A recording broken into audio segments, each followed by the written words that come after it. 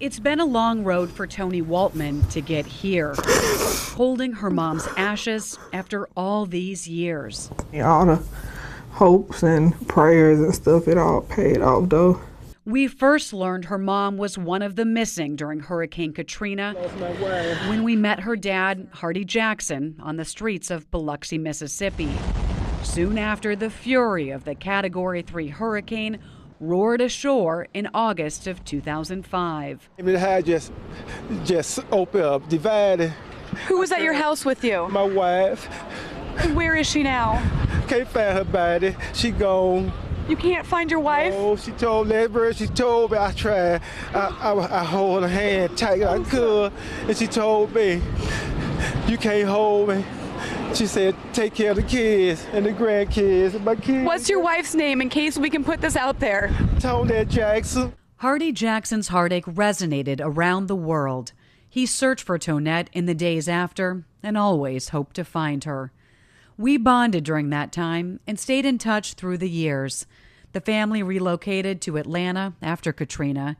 I moved there for work a short time later and continued to follow the family's ups and downs, getting to know the kids and grandkids. I was by my friend's side when Hardy lost his daughter Mary to cancer in 2011. They added Tonette's name on the headstone so they had a place to visit both of them. I watched him make good on that promise to take care of the kids and grandkids. He continued to raise Mary's 2 sons, the boys who were with him when we first met. And while there was more heartache, Hardy found some peace after receiving Tonette's death certificate 7 years after the storm. It gave me a whole lot of clothes. It dried my tears up.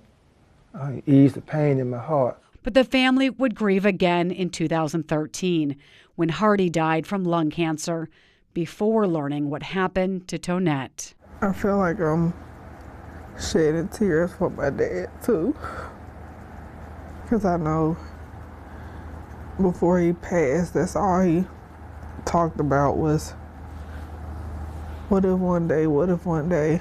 A body was recovered from the rubble a week after the storm, not far from where the Jacksons lived.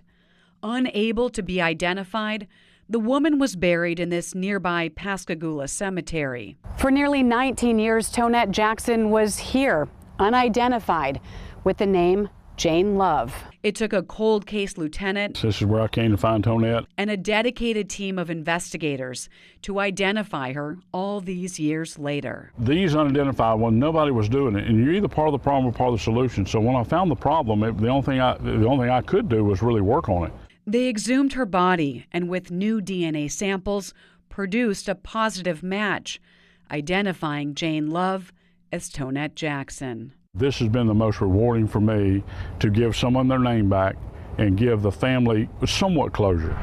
Heritage Funeral Home in nearby Moss Point learned of the discovery and reached out to the family. We all hold Katrina victims dear to our hearts. Nice to meet you. Wanting to do their part, they donated Tonette's cremation. I knew that if they would have us, we wanted to help get her back home to her daughter so that she would be back with her family. Thank you. For Tonie, the community coming together for her family has healed some of that heartache. There were a lot of people that didn't give up on identifying your mom. They didn't. Now knowing that they went over and beyond, that says a lot. And that will help me close this chapter and be able to move on. I feel like my heart is back mended. In Biloxi, Mississippi, Jennifer Mayerle, WKRG News 5.